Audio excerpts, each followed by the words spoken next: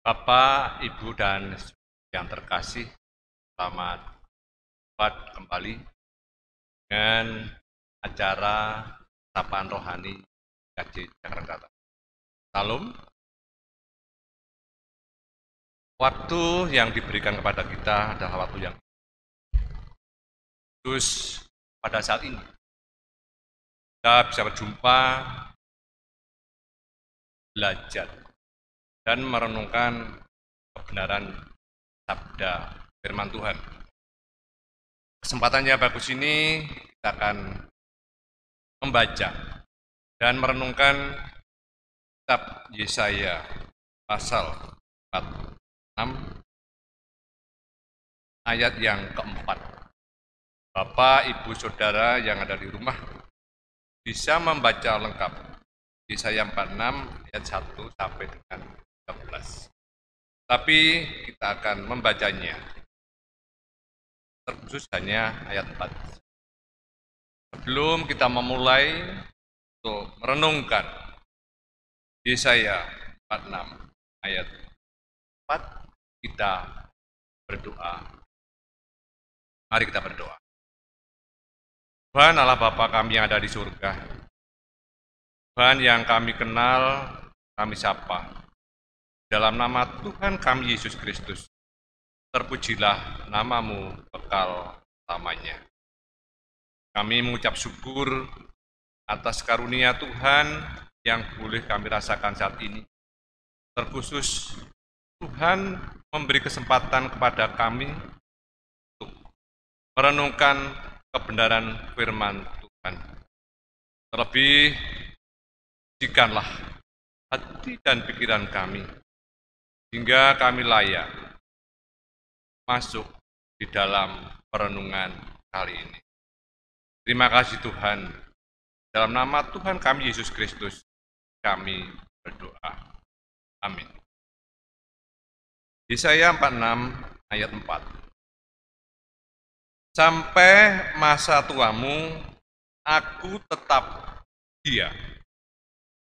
Dan sampai masa putih rambutmu, aku gendong kamu. Aku telah melakukannya dan mau menanggung kamu terus. Aku mau memikul kamu dan menyelamatkan kamu. Saudara-saudari yang terkasih, berkaitan dengan rambut yang putih. Saya jadi teringat ketika kurang lebih 11 tahun yang lalu, saya bersama anak saya yang masih duduk di bangku TK, tepat di belakang saya, anak saya berkata, sambil menunjuk kepala saya, "Bapak, rambutnya ada yang putih." Saya pikir itu celotehan anak kecil saja. Memangnya kenapa, Dek, rambutnya putih? Lalu anak saya berkata, "Pak, jangan putih rambutnya. Kenapa? Nanti Bapak cepat mati." Nah, itu yang akan menjadi perenungan kita saat ini. Bapak, Ibu, Saudara yang terkasih, secara alamiah yang dialami masa tua, yaitu sekitar umur 60 sampai dengan 65, ternyata fisik kita berubah. Di antaranya kulit sudah berkeriput, dan rambut yang disebut anak saya tadi ada yang putih. Dan gigi tentu sudah tidak genap lagi. Itu kenyataan. Dan secara psikomotorik juga berubah. Pendengaran mulai berkurang. Juga tidak secekatan kita masih masa muda dulu. Dan yang tidak kalah pentingnya adalah perubahan kognitif, yaitu menurunnya kemampuan untuk mengingat. Bapak Ibu sekalian, ini adalah gejala-gejala bahwa kita ternyata, terutama ya, Bapak Ibu yang seusia dengan saya merasa agak menurun kemampuan untuk ingat. Dan yang terakhir adalah perubahan psikososial, yaitu menurunnya minat, sikap, dan peran dalam lingkungan. Saya berdoa Bapak Ibu dan saudara semuanya, saat ini semoga Bapak Ibu saudara seperti saya masih sehat, masih bisa goes, dan saat ini masih bisa bersama dengan panjenengan semuanya di Tuhan. Namun Bapak Ibu saya terkasih, mungkin ada yang sakit, mungkin saat ini sendirian. Karena apa? Single parent, dengan bapak sendiri, ibu sendiri, atau anak-anak karena sudah usia untuk menikah, berkeluarga, akhirnya satu persatu anak kita meninggalkan. Dan kalau demikian, kita sedang sakit, akan pelit penderitaan sakit. Kita membayangkan kalau ada mulesnya, kalau ada ngeluhnya, siapa yang untuk menolongnya? Tentu yang terdekat. Nah, itu adalah penderitaan. Namun, Bapak Ibu sekalian, penderitaan pada bacaan kita yang dialami oleh bangsa Israel kan karena sakit,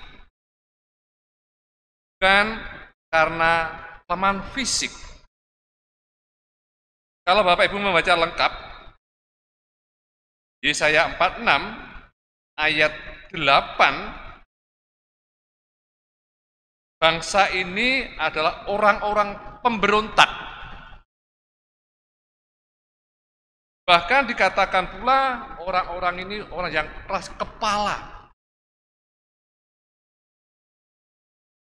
Betulnya bangsa ini dalam pembuangan, masa pembuangan di Babel. Tapi mereka masih saja membawa berhala, membawa sesembahan, membawa patung-patung yang terkenal pada waktu itu adalah Dewa Nebu dan Dewa Bel. Patung-patung itu seharusnya tidak membebani bangsa ini. Tetapi karena mereka adalah bangsa pemberontak, patung itu diangkutnya menggunakan hewan yang sebenarnya juga mengalami kelelahan. Nah, inilah yang membuat kesengsaraan semakin sengsara. Kenapa demikian? Karena harusnya sesembahan itu bisa mengeluarkan atau mengentaskan dari penderitaannya. Mereka adalah benda mati yang tidak bisa menyelamatkan nyawanya. Sehingga Tuhan melalui Yesaya mengingatkan dan berjanji kepada bangsa ini. Tuhan setia dulu sampai sekarang. Itu yang pertama. Yang kedua, Tuhan menopang dan menggendong bangsa ini. Kalau kita ingat khotbahnya Pak Pendeta, ya, itu mengambil dari di footprint, yaitu jejak kaki. Pemimpi pada waktu itu diceritakan melihat di belakangnya itu ada 4 tapak kaki ketika berjalan di pasir, di pinggir laut. Ketika ombak datang menggulung, yang dilihatnya hanya sepasang atau 2 telapak kaki. Itu orang ini bertanya, pada waktu ombak menggulung, di manakah Tuhan? Di mana tapak kaki yang lain? Seharusnya ada telapak kaki saya, ada telapak kaki Tuhan.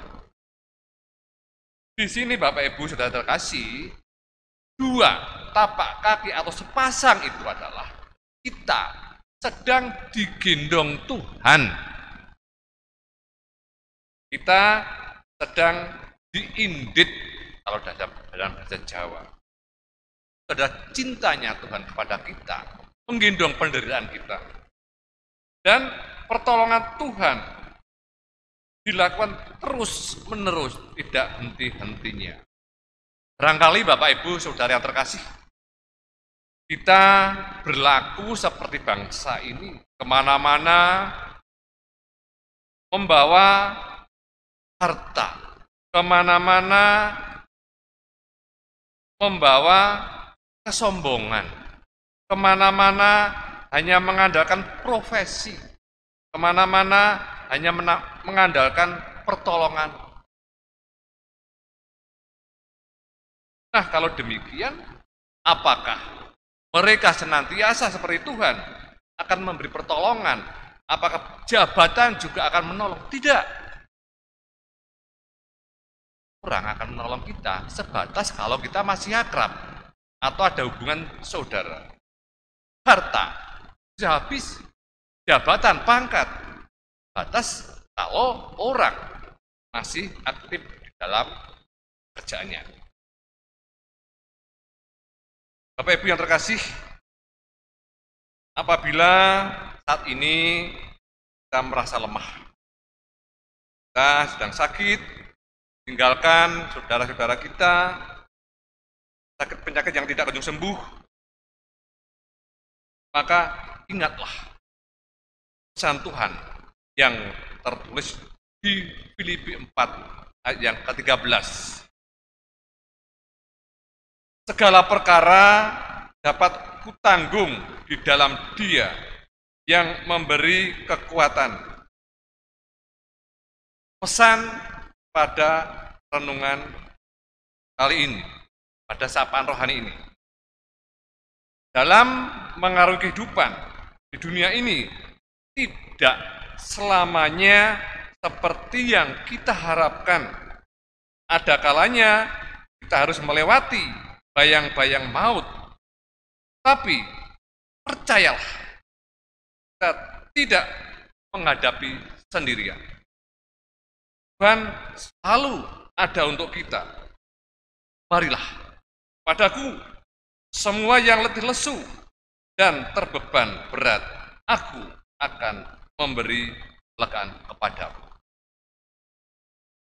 Semoga Tuhan memberkati kita semuanya. Amin.